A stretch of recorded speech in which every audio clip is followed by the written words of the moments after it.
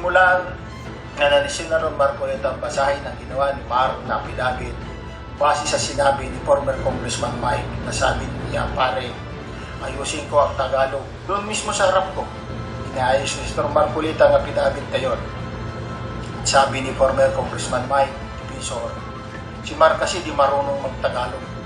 Sabi ni Congressman Mike, basahin mo na muna, ikaw na ang bahala kung pwede yan. Sabi niya, pare, 150 million lang, masaya na tayo.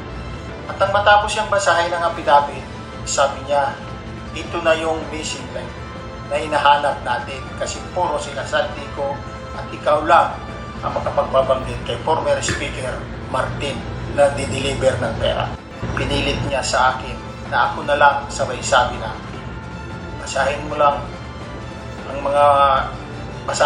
yan at mababayaran mo naman. Ako ay napilitan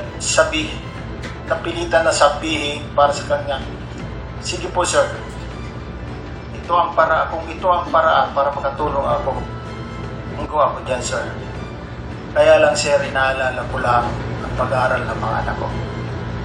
Nag-promise ng CAS at educational scholar si former Congressman Mike Pinson.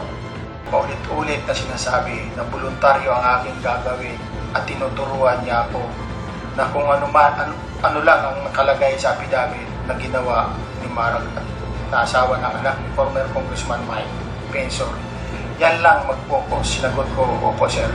Doon ko natansya na ginamit lang talaga nila ako sapagkat huli na ang lahat ng mga pangyayari at ako'y lubos na nagsisisi.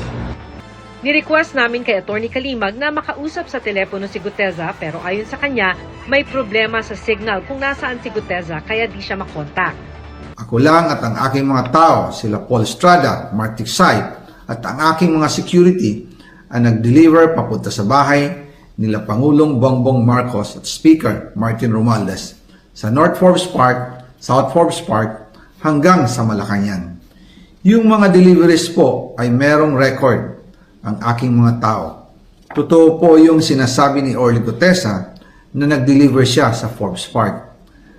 Totoo din po ang sinasabi ni Orly Guteza na nag-deliver siya sa Malacanang nung siya ay nasa Senado.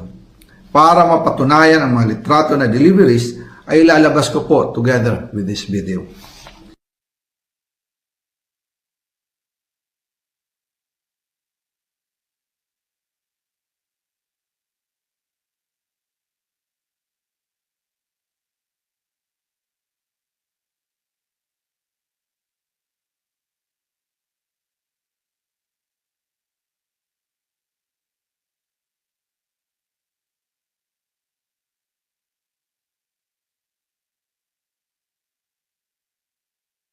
After po ng approval ng budget sa General Appropriations Act of 2025, nagtanong po ako sa DPWH kung magkano ang kailangan na ibigay sa Office of the President o ang SOP na bigayan.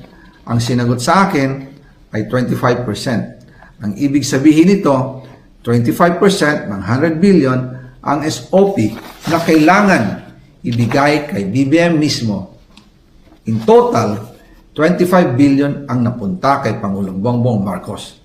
Kaya ngayon ay hinahamon ko si Ombudsman Remulla kung seryoso talaga siya sa mga sinasabi niya sa kanyang press release na idadamay niya pati si Martin Romualdez kung magbibigay ako ng ebidensya. Patunayan niya ngayon ang pronouncement niya. Imbestigahan niya ang